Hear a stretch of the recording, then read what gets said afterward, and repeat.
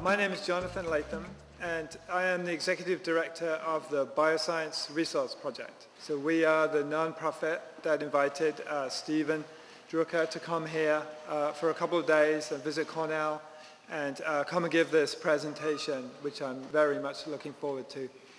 So our speaker tonight is Stephen Druker.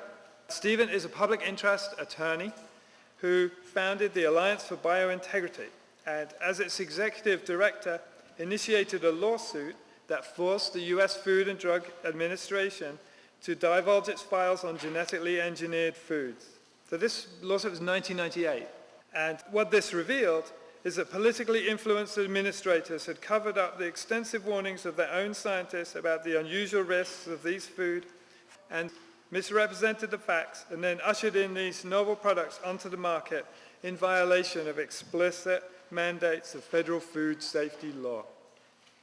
He is recognized as an expert on the risks and the regulation of genetically engineered foods and has served on the food safety panels at conferences conducted by the National Research Council and the FDA. He majored in philosophy at the University of California, Berkeley. He also attended UC Berkeley's law school, where he was elected to both the California Law Review and the Order of the Coif, which is apparently the Legal Honor Society. His new book, Altered Genes, Twisted Truth, How the Venture to Genetically Engineer Our Food Has Subverted Science, Corrupted Government, and Systematically Deceived the Public, was released in March 2015. The foreword by Jane Goodall hails it as, without doubt, one of the most important books of the last 50 years. So I have the enormous pleasure of introducing Stephen Druker. Thank you very much. It's a great pleasure to be here tonight, and I would like to extend my thanks to Jonathan Latham and Allison Wilson in the Bioscience Resource Center for organizing my visit here and for hosting me at their home and for all the great hospitality. I've exchanged emails with them both over the years, a few phone calls I think too, but it was a pleasure to finally meet them after all these years. And I'd like to begin by posing a question, and that is, what do you think would happen if, through a miraculous flash of illumination, everyone in the world suddenly gained full awareness of the actual facts about genetically engineered foods, and all opinions about them became firmly based in solid science?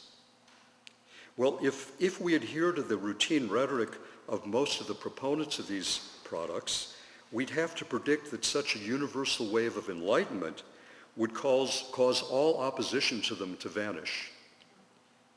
And that's because in the rendition of reality that they propound, the opposition has been based primarily in ignorance, and concerns about risks have been due to a lack of scientific understanding.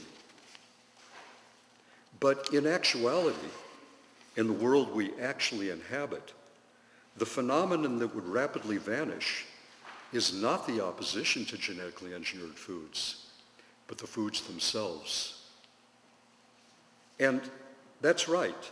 If the facts became widely known, the entire genetically engineered food venture would quickly collapse. And that's because, as research in several different countries has consistently shown, the more that people know about genetically engineered foods, the more they actually do learn the facts, the more concerned they become about them.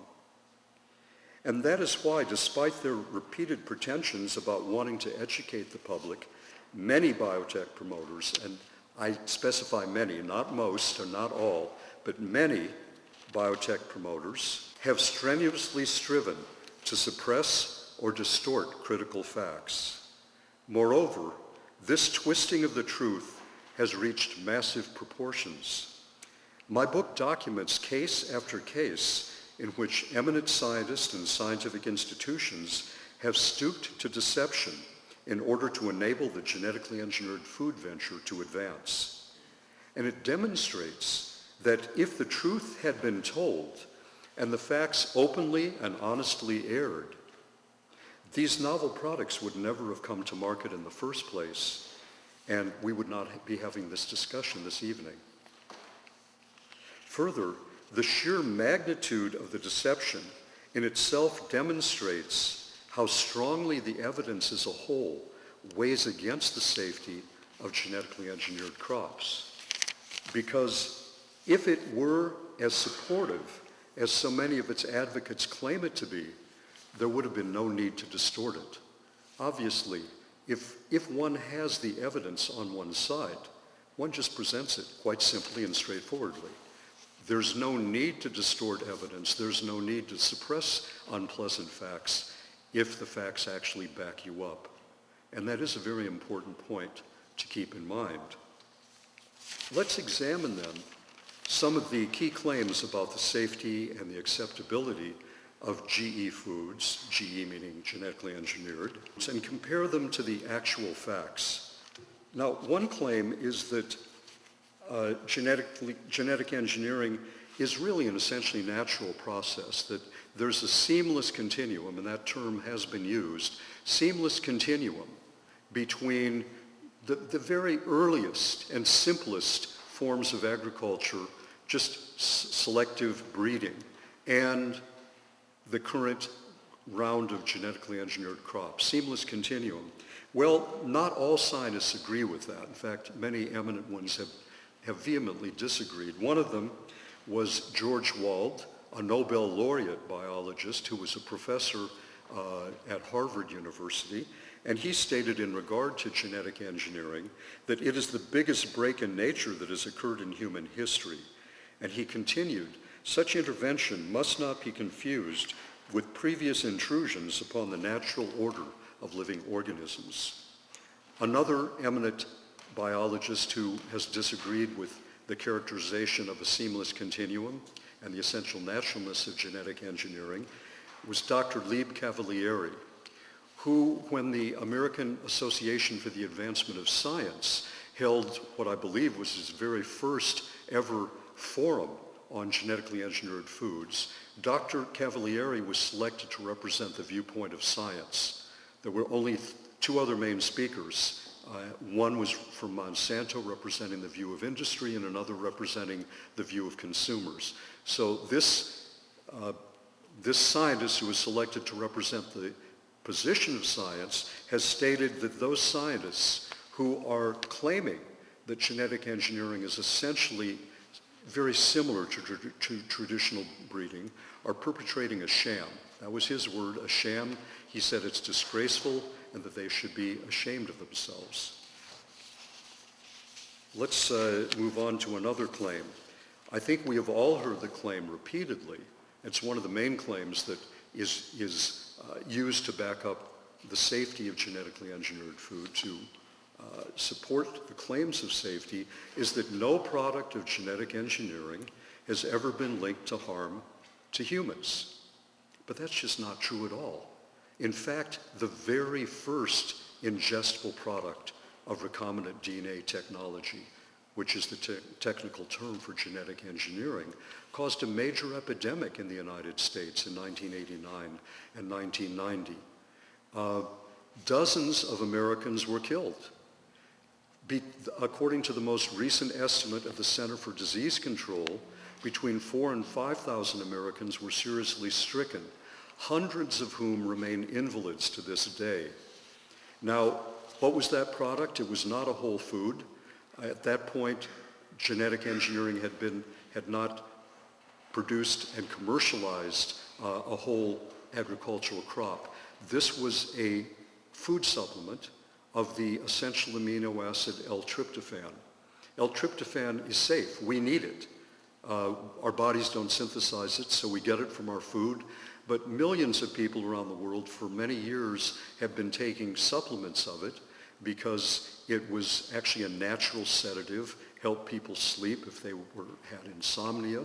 And there had never been an incident, known health incident with any supplement of L-tryptophan until a Japanese manufacturer had changed its manufacturing process by reconfiguring the bacteria that are used to synthesize L-tryptophan through the genetic engineering process.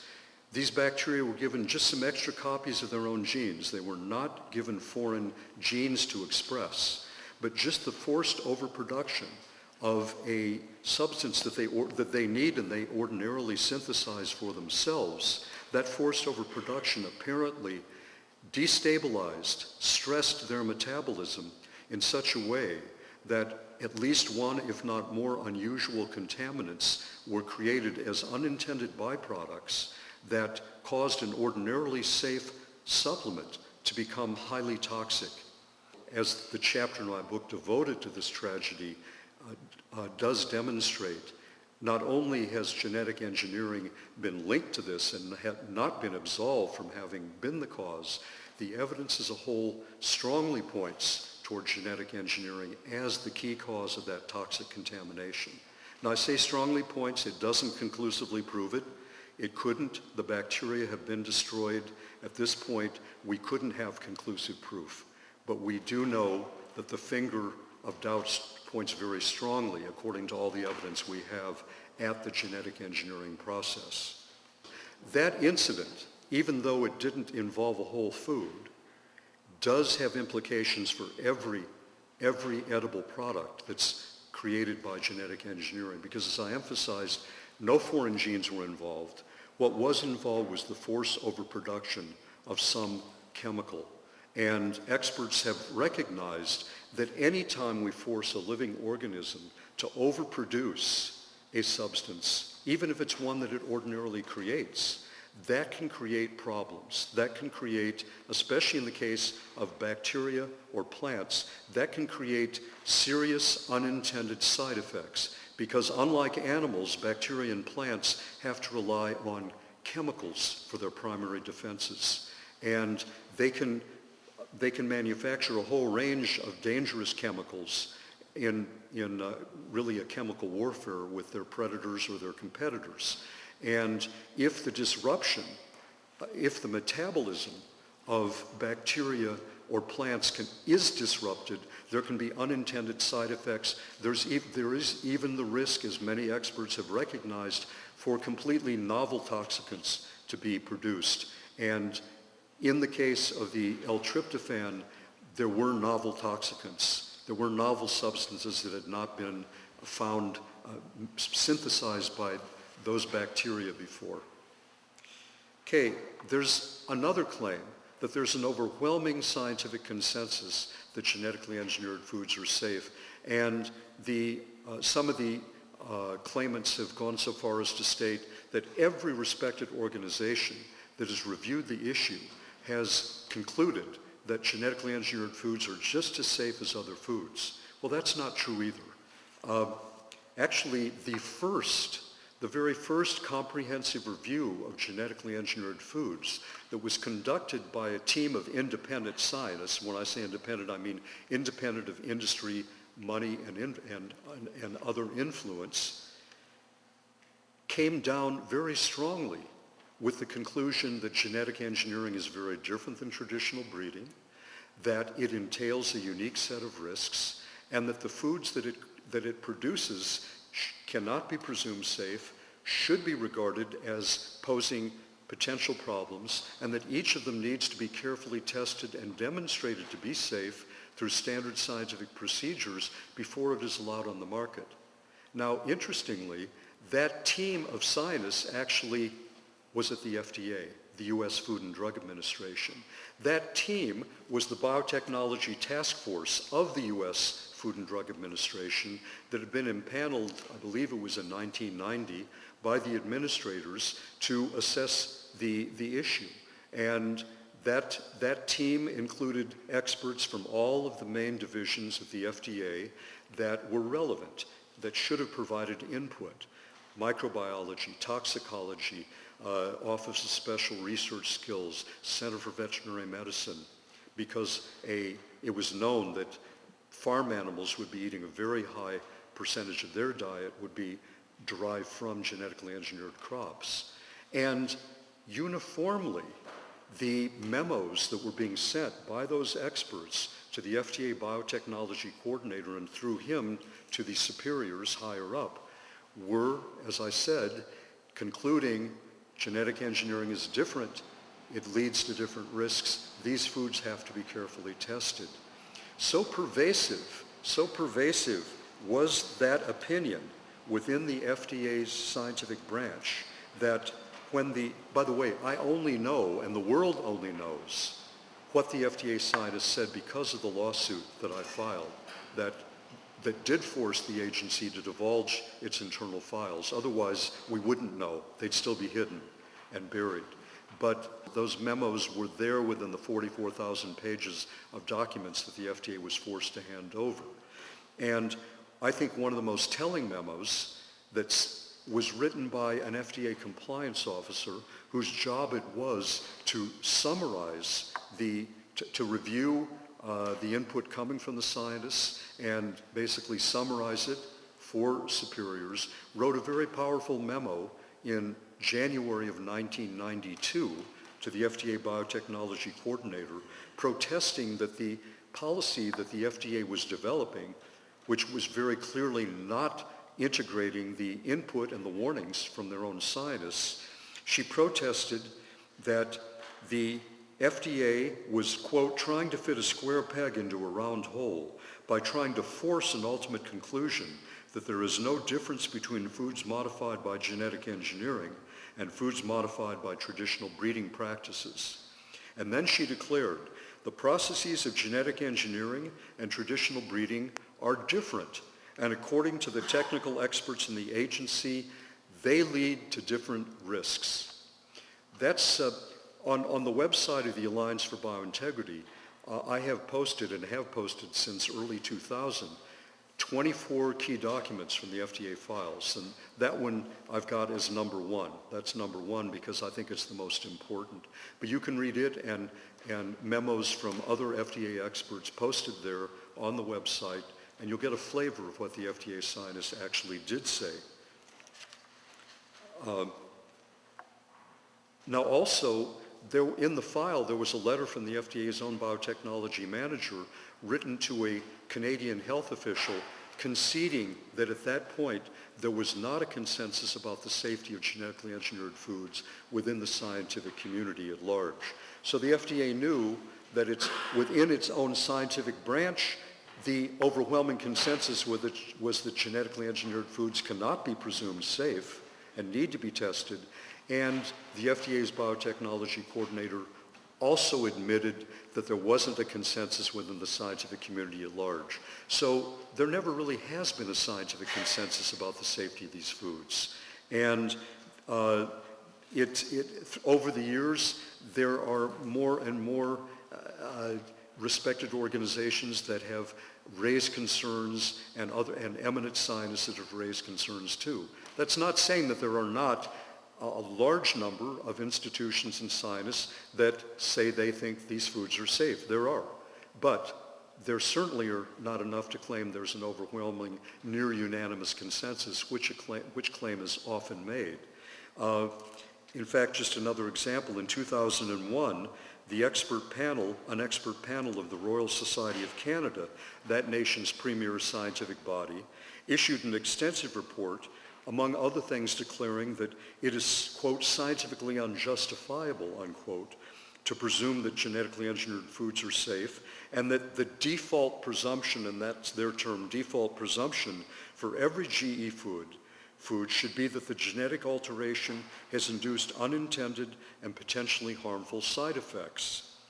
Now, based on extensive analysis, the Public Health Association of Australia also expressed concerns about the risks of genetically engineered foods, and the eminent medical journal, The Lancet, has also criticized the notion that these foods are no riskier than conventional ones. And its editors have stated that there are, quote, good reasons to believe that specific risks may exist, unquote. And the British Medical Association has likewise sounded a similar theme. Also, just most recently, in January of this year, a statement signed by over 300 experts was published in a peer-reviewed scientific journal stating that they didn't recognize that genetically engineered foods had been demonstrated safe and that there was no consensus about their safety within the scientific community. Let's move on to another claim. We hear it many times, and it's supposed to give us comfort, that these foods are well regulated by the Food and Drug Administration. That is not true at all. For one thing, the administrators at the Food and Drug Administration, faced with all that input for their scientists, what did they do about it? They covered it up. They ignored it, they covered it up, and they pretended it didn't exist. And the policy statement they released in May of 1992 claims that the agency was not aware of any information showing that foods derived through genetic engineering differ in any uniform or meaningful way from other foods. It's very difficult, I think, to read the extensive input from the FDA scientists and then read that statement and say, you say you're not aware of any information? You know, if they'd said we're not aware of any proof they're dangerous, they could have been within the bounds of truthfulness. But to say no information, I don't know, they just must have a very strange definition of information. They also claimed that there was an overwhelming consensus in the scientific community these foods were safe, that they were generally recognized as safe and didn't need to be tested. And of course, their own files show that they knew there was not general recognition of safety in the scientific community at that point, nor has there been at any point since then. And so the FDA in May of 1992 declared that they weren't going to require any safety testing at all. And that is still the policy. In the United States, the FDA essentially has zero regulation of genetically engineered foods. Any regulation coming from a governmental agency is not coming from the FDA. There's some regulation coming from the USDA and some regulation from the EPA, but there is none from the FDA. Now, by stating what it has stated and taking the policy it has taken, the FDA has not only violated ethical standards, it has violated U.S. food safety law. Because by law, foods containing new additives and genetically engineered foods are under the purview of this statute and the accompanying FDA regulations. Foods containing new additives, if the additives don't have a history of safe use prior to 1958, these foods are by law presumed unsafe, and the manufacturer has the burden of demonstrating they're safe, proving they're safe according to standard scientific procedures, and the standard of proof is high. They have to prove they're safe to a reasonable certainty of no harm. Not absolute safety, because nothing is absolutely safe, but reasonable certainty of no harm. And the FDA has basically not only turned its back on the law, it has evaded the law and violated that law in allowing genetically engineered foods to come to market without the requirement of a smidgen of safety testing. In fact, the FDA does not even require manufacturers to give it notice before they market a genetically engineered food. So an unscrupulous manufacturer could have dumped any number of GMOs that had been in test plots and hadn't turned out well on our market without having to tell the FDA at all. That's basically the situation. Now, many of you have heard about some kind of review process that the FDA is conducting. That's actually not a scientific review. It was set up by the FDA to give the illusion that there is actually some review going on, and there's a memo in the file that discusses that they're going to have this voluntary review process to avoid the impression that they've given the industry complete self-regulation. But they have given the industry complete self-regulation. And so it's a purely voluntary consultation process, and the FDA doesn't even ask for or get original data, any data from any tests. And even the FDA biotechnology coordinator has admitted in a rare moment of candor that this voluntary consultation process does not amount to a scientific review. And there's at least one other occasion in which the FDA officially has also acknowledged that this program is not a scientific review. And yet in public, the FDA often tries to purport that it is, and most proponents of genetically engineered foods will tell you that genetically engineered foods are undergoing rigorous scientific review from the FDA. And I know there are several members of Congress who have been deeply confused on that, and I've talked to Congress representative from my district who was shocked when he learned the truth, because he thought the FDA was seriously, rigorously regulating these foods, testing them, reviewing them. So that's part of the disinformation that has been permeated. Now, just briefly, why would the FDA do this? Why would the FDA adopt not only a lax policy, but an illegal policy? Well, in 1986, a directive to federal administrative agencies was issued by the Reagan White House, establishing a policy to foster the biotech industry. And this policy has remained in force throughout all successive presidential administrations, including the current one. Now, how about the claim that genetically engineered foods have been carefully tested and been proven safe? And you may be wondering, well, even if the FDA doesn't require testing, surely we know that the European Union and other nations do require testing. Well, there is some testing required elsewhere, but it certainly doesn't meet the standard of rigorous testing. In fact, that report by the Royal Society of Canada that I referred to earlier not only lamented the lack of adequate testing of genetically engineered foods at that point in time, it noted that there weren't even any validated test protocols to assess their safety in what it termed a biologically and statistically meaningful manner.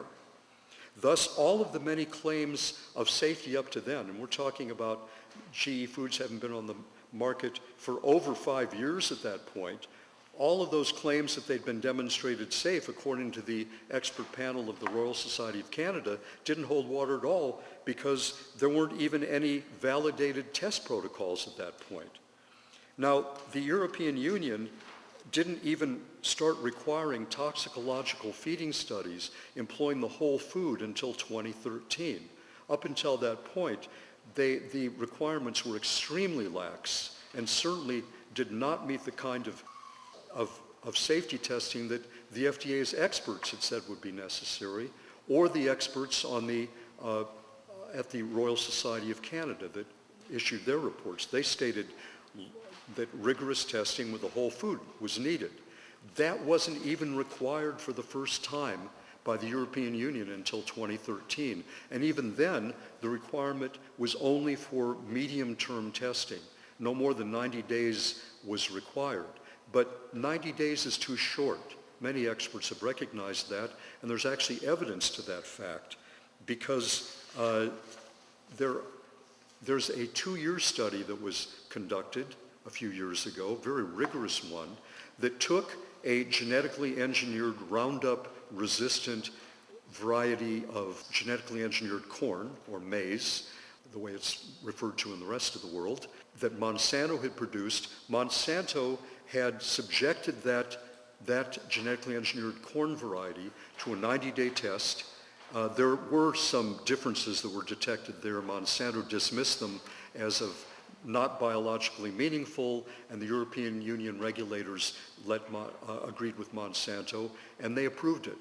Well, that same genetically engineered corn, a few years later, a team in Europe of independent university researchers took that and they put it through a very rigorous 2-year study, which is a long-term study. And they detected several problems. And this study was published in a peer-reviewed journal in 2012. The results were highly damaging to the image of the Roundup-resistant crop, that one and other ones, because of the way the study was designed, because they demonstrated a high degree of damage to the rats that ate that crop. The studies revealed that Roundup, not only the Roundup herbicide, but that the genetically engineered maize each independently caused serious injury to the livers and the kidneys, abnormal onset of large tumors, and increased mortality. And such problems had not been seen in Monsanto's study because many of them took longer than 90 days to develop. For instance, the first tumors didn't even form in the male rats until the study had gone a month longer than Monsanto's, and the first tumors in the females didn't appear until the 7th month, 4 months after Monsanto's study had ended. And most of the tumors weren't even apparent until 18 months had elapsed. Further, the kidneys and the livers weren't the only organs adversely impacted. Statistically significant damage was also detected to pituitary glands and mammary tissues, and all the negative effects were observed for the three basic categories of experimental rats: those that ate the GE maize sprayed with Roundup, those that ate unsprayed GE maize, and those that ate no GE maize at all and instead were just given a small amount of Roundup in their drinking water, and that was an amount similar to the amount that would have been ingested in a dose of the sprayed maize. Now, because regulators have often not required any toxicological feeding studies, and none, as I said, longer than 90 days, that study was very dangerous to the image of genetic engineering. So it was vehemently, and I would say viciously, attacked by many proponents, and repeatedly attacked so strenuously that eventually they were able to pressure the journal that had published it into retracting it. And one of the factors that may have contributed to that retraction was that the editorial board of the journal made an addition of a former Monsanto executive to that editorial board. That happened prior to the decision to retract the study. Now, my book examines that very carefully and shows the retraction did not follow the standard protocol for retracting. It was really illegitimate. The reasons given were wrong, and the attacks on that study were wrong. But it did get republished in another peer-reviewed journal because it had gone through peer review a couple times already, and it was recognized it was quite unjust that it had been retracted. Now, even the shorter-term studies have often detected problems, but all too often the regulators have failed to notice it. For instance, a team of university scientists examined the data from 19 of the feeding studies on soy and corn varieties that had already gained regulatory approval. Products containing, and I'm talking about the EU and other countries because the FDA gives no formal approval. They already just presume they're all safe. Now, these products comprised 83% of the genetically engineered foods that people have been regularly eating. They found that 9% of the measured parameters, including blood and urine biochemistry and organ weights, were significantly disrupted in the animals that ate the genetically engineered feed. Moreover, and this is important, the greatest disturbances were to the kidneys of the males and the livers of the females. And the scientists emphasized that because livers and kidneys are the major reactive organs in cases of chronic food toxicity, these results should be viewed as danger signs, something the regulators had failed to do. Now, many experts have stated, who have reviewed the evidence, stayed on top of it, have stated that not even one genetically engineered food has been demonstrated to be safe, let alone all of them. For instance, David Schubert, professor at the prestigious Salk Institute for Biological Studies, has recently written, quote, "As a medical research scientist who published a comprehensive peer-reviewed critique of genetically modified food safety testing, I can state confidently that it is false to say such foods are extensively tested and proved safe." Now, in light of all the preceding facts, one may marvel at the certainty that's constantly expressed about the safety of GE foods by those who promote them. Further, when even the most ostensibly authoritative of these assertions are subjected to careful analysis, their falseness is conclusively confirmed. For instance, in October 2012, the Board of Directors of the American Association for the Advancement of Science released a statement in support of GE foods, which declared that extensive testing has shown they're safe to eat. And to support this assertion, they primarily relied on an apparently impeccable source, a report issued in 2010 by the European Commission reviewing 131 research projects the EU had funded. But they failed to note that only 22 of those projects even related to food safety. Moreover, when a team of independent investigators, which included 2 molecular biologists, analyzed the 10 most recent of those 22, they concluded, quote, "Within those 10 projects, there is astonishing little data of the type that could be used as credible evidence regarding the safety or harmfulness of GM foods," unquote. These researchers found that only one of the projects resulted in published studies on food safety, and that those 3 studies, in their words, do not show the safety of GM food, but rather give cause for concern. What's more, because no bioengineered crops that are on the market were involved, none of those studies even involved a single GMO that's actually on the market, even if the tests had demonstrated safety, those results could not be extended to any of the products that people are actually consuming. Further, none of the other 12 projects demonstrated food safety either. In fact, their titles indicate that they were primarily focused on evaluating test methodologies or gauging consumer attitudes. Thus, to the extent that that EU report reflects on food safety at all, it presents grounds for caution.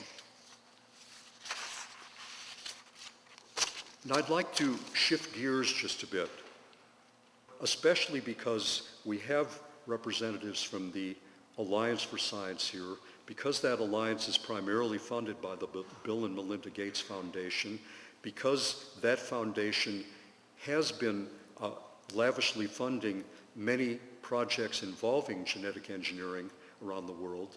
But I do have to mention a point that Dr. Dave Evanega wanted to emphasize and that I already knew, but it bears repeating. The bulk of the money that the Bill and Melinda Gates Foundation is devoting to agriculture is not going to genetic engineering. It's just there's so much money involved that the smaller percentage that is going to genetic engineering is still rather substantial. Correct me if I'm wrong on that. And it's because that money was actually essentially earned through computer programming by the most famous computer programmer in the world. I think it's quite relevant for that and for several other reasons to just briefly examine genetic engineering from the standpoint of software engineering, because we've just been looking at it from the standpoint of biological science. Now, why, other than the fact that Bill and Melinda Gates Foundation is involved in promoting genetic engineering, is it relevant? Well, the main reason it's relevant, even if the Gates Foundation weren't involved at all, is because both software engineering and genetic engineering are making revisions to very big and very complex information systems. Now, in the case of software engineering, the information systems were actually created by the human mind. And the revisions are made usually by people that wrote the system, or if they didn't write it, they have full access to all of the source code. They know what all of the planned interactions are supposed to be. But what has been learned in the case of software engineering, and it's been learned the hard way, it's taken several years to learn that lesson, is that when even human-devised systems, information systems, reach a certain level of size and complexity, one can not make even the presumably most precise and surgical revision to improve performance made by the man or woman who actually wrote the system and still presume that there have not been unintended disruptions somewhere else in the system. That's been learned the hard way. And in fact, the default presumption now in the case of software engineering is that any revision is probably going to create some other disruption that could not be predicted and could create a bug in the system. And so actually for many years, the textbook recommendation was if you find a bug in the system, the best thing to do is to leave it alone. Because in trying to repair the bug, you are likely to create a disruption somewhere else. And then what you've got, it's better to have a system with a bug you know about and can work around than to try to fix the bug and create a bug or bugs that you don't know about that could create bigger problems. And that's why also increasingly software engineers have begun to try to develop designs so that they will insulate various modules of the program from one another to minimize the risk that modules that you do not want to interact won't interact. Minimize the risk that they will interact, sorry. That was grammatically incorrect, but I hope you got the idea. It's called object-oriented design, but essentially it's trying to isolate and insulate the different modules of a system. So if you make a revision to one, there's less chance that it will somehow interact with another. But they cannot rule out such. They've minimized it over the year, that risk, but they have not been able to eliminate it. Now, it's very important to note that, now many of you are thinking, well, geez, I mean, the software programs in the earlier versions of Windows, I mean, they had a lot of bugs. How come? Well, in non-critical life software systems, yeah, there were bugs and you just bring them out with the bugs, and other people would tell you where the bugs were, and it would years and years trying to fix all the bugs. But there's a category of software in which we cannot be so complacent about the existence of bugs, and there has to be extremely rigorous testing. And that is with the category of software that's referred to as life-critical software. This is critical. This is software that if a bug does bring down that system or creates a major disruption, human life can be lost. So one example would be the guidance program, the software that is the guidance program for an airplane. Okay? If that malfunctions, you're going to have airplanes falling out of the sky. So we have to be very careful with those. Also, software that's used in programming medical devices such as pacemakers or X-ray therapy machines or just X-ray machines.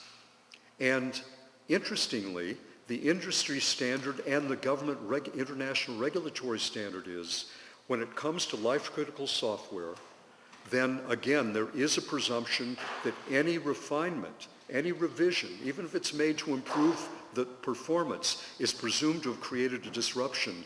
And it's standard procedure within the industry anyway, but it's also required by regulators, FAA in the case of airplane guidance software, FDA in the case of medical devices, that there is rigorous testing and retesting of that program to put it through just about every conceivable permutation and combination, to even circumstances that would be very rarely encountered, just to make sure that that system still will function well.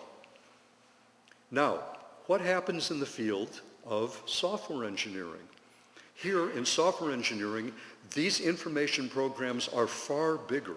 And in Bill Gates's book, The Road Ahead, he mentions that the genome, the human genome he was talking about, but it applies to the genome of any agricultural crop, is much vaster than even the biggest human software program. And of course, it's less understood. We didn't write those programs. They're extremely interrelated. They have complex interactions, dynamics, and operating rules that we don't know about. Just knowing the genetic code, which is essentially the protein code is the code that we're most familiar with, that does not tell us all the operating dynamics, the way that these bioinformation systems interact. We don't know that. And here, though, there are not just minor, but actually fairly radical revisions being made to these information systems, and the presumption on the side of the FDA food safety people is no disruptions were made. We presume it's safe. If you go down the hall at the FDA to the Division of Medical Devices, they have a completely opposite viewpoint when people who wrote the programs are making precise revisions. They say, we presume there were unintended disruptions that could be deleterious to human life. You've got to demonstrate this is safe according to very rigorous testing, the likes of which really, if we want to talk about commensurability of the kind of food safety testing that has been done with genetically engineered foods, it doesn't come close to the level of rigor that's applied to testing after revisions of life-critical software systems. So there's a huge mismatch, and I think it's very important that the software engineers begin to examine genetic engineering from the standpoint of their own discipline. Because again, as a matter of science, the human race has learned a lot about the inherent risks of altering complex information systems. And we've learned that we have to proceed with far greater caution that has been exercised to date in the field that's called bioengineering. In fact, and there's not time to go into it right now, but when one actually analyzes what is referred to as bioengineering from the standpoint of software engineering or civil engineering or chemical engineering or any other field of engineering, it's very clear that the principles and protocols that really are followed carefully by these other fields are not being followed by so-called genetic engineering. And so in many ways it's quite legitimate not to give it the dignity of being called a field of engineering at all. But I think having said that, I will wrap up what I'm saying. Thank you all for coming, for your attention. And now I'll invite Jonathan to come up to be the moderator for the question and answer session. Talk just briefly about how powerful people in the industry go between their industries and then get high-profile positions in the FDA and then back into industry. Thank you. It's impossible to do a good history of the development of genetic engineering without talking about the financial power of the industry over our government. But my book makes a very important point, I think, and that is that the groundwork deceptions and the first major lobbying of the US government that prevented most regulation was conducted before there really was even a biotechnology industry. It was conducted by mainstream molecular biologists and many American universities and scientific institutions. Now, as an attorney, I'm wondering if you could explain how they could claim substantial equivalence on the one hand and then patent disease in the genes on the other.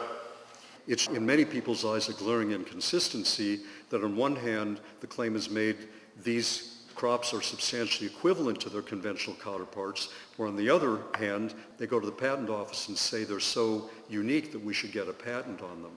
But you also, I think, asked a question about has substantial equivalence been relied upon as a regulatory standard for saying, well, if we can establish substantial equivalence, then can the foods be deemed safe? And for many years in the European Union and other parts of the world, that was the main standard being used. It's been criticized by many scientists who've said it never was a well-defined standard, and that was part of its utility. It was so vague that you could kind of use almost anything to claim substantial equivalence. And the Royal Society of Canada report that I mentioned in 2001 specifically was critiquing the use of the concept of substantial equivalence by Canada in the EU and other countries at the time. And they, in particular, was saying that was scientifically unjustifiable to try to establish safety based on some standard of substantial equivalence and basically evading testing, toxicological testing employing the whole food. And, but as I mentioned, really substantial equivalence, I think, still was relied on to a substantial degree at times, even right up until 2013 in the European Union. I have a little bit to add to that, which is that substantial equivalence was never, in many ways, a scientific concept. So it came out of the Organization of Economic Cooperation and Development. And so basically it was developed by a non-scientific institution, and they developed it as a way of pushing a kind of fudge factor that would enable a plausible sounding risk assessment process. But it was never, it never passed through the peer-reviewed scientific literature, for example, as a valid concept. So in a situation where you are trying to move one gene using conventional means and you're failing, and actually disrupting what Thomas did, but you have one approach that is helping you to deliver the product, what do we do? Should we just stop there, or we should actually use the approach that gets you a result, and then science continues like us? I think we have to separate the issue of efficacy from safety, and also have to separate the issue of potential benefit from risk. because if we're going to be developing a food and saying, well, I can do it more quickly by using recombinant DNA technology, and maybe I won't be able to get the result at all through conventional breeding, shouldn't we go ahead? Well, if there is a reasonable certainty that what we're going to be doing is safe and that we can demonstrate its safety and that we're willing to commit the resources to demonstrating its safety, then perhaps that's a good idea. But we have to understand, we can't just say, well, because it's going to be quicker and because I want to do it and because it will, I might not be able to do it through conventional breeding, and just say, and therefore I want to do it without looking at the risks and without seriously considering them. I don't think that's wise policy, because are we ultimately doing the people for whom we're developing that crop a favor if we're actually marketing a food that is creating long-term health problems for them? And again, most food safety problems are chronic. They're not toxic. So people aren't going to be dropping dead the day after they eat a new genetically engineered crop or even a week afterwards. It can build up over time. That's why that 2-year study is very important. Those rats weren't dropping dead even after 90 days, but after 2 years, there were serious problems that were detected. And those weren't even multi-generational studies, which also many experts say should be done. So I think it's a matter, and it's very important to note, certainly as a matter of United States food safety law, it is actually not only inappropriate, but illegal to try to offset risks with projected benefits. That's very proper and appropriate in the field of pharmaceutical drugs, because we're dealing with, first, they're not over the counter. They're only supposed to be used for people that have a specific problem, and that drug can give a benefit. It may have side effects. In fact, we know most pharmaceutical drugs do have some side effects. They're not just safe per se, but then it's a matter of an informed, educated decision made by the physician, and ideally in consultation with the patient, informed consent. Here's our best estimate of your risk if we do nothing. Here's the best understanding of the risk if we do something. Here's the projected benefit. And if it all makes sense, then maybe it's worth incurring the side effect associated with the drug to save your life or to save you from something even worse. But that's where you do offset risks with projected benefits. But it's really inappropriate in the case of food, because food is all over the counter.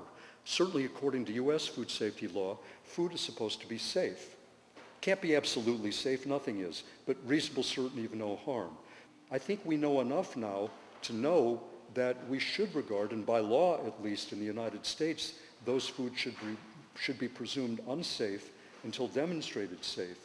What about the future of agriculture? Do we really need genetically engineered crops to meet the nutritional needs of the world, to make sure we have sufficient drought-resistant crops, crops that are flood-resistant? Do we need them? Now, we know there are many scientists, thousands probably, that will tell you that we do need it. And I know that they sincerely believe that.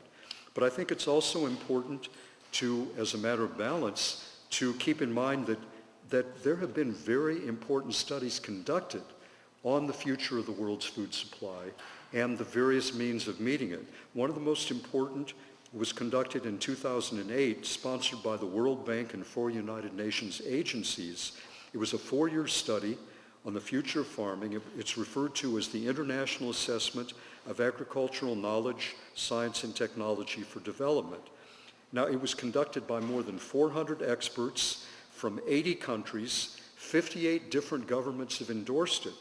And its assessment of genetic engineering flies in the face of those claims that it's essential, because it concluded, this study, that genetic engineering is not essential for solving the problem of hunger.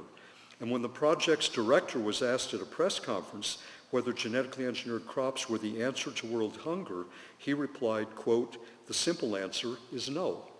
So, we do have to take it. That was a lot of experts studying it, and I don't think they were all anti-GMO activists. And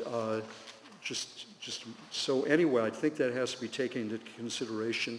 There have also been many studies conducted in sub-Saharan Africa and the third world that have demonstrated that small-scale agroecological techniques, which are the kinds of techniques that this report endorsed, actually can create greater gains in productivity than industrial approaches have been able to do, even when supplemented with genetic engineering. So I did want to bring that in.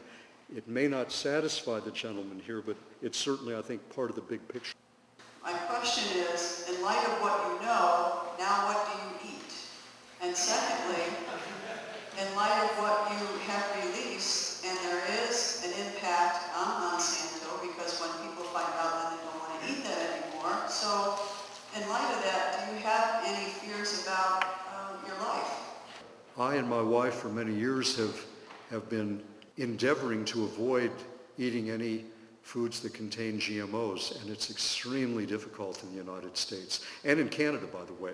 Canada is really about no safer than we are. It permeated. My wife's Canadian, so I often go to Canada, and it's extremely difficult there to avoid them, especially without labeling.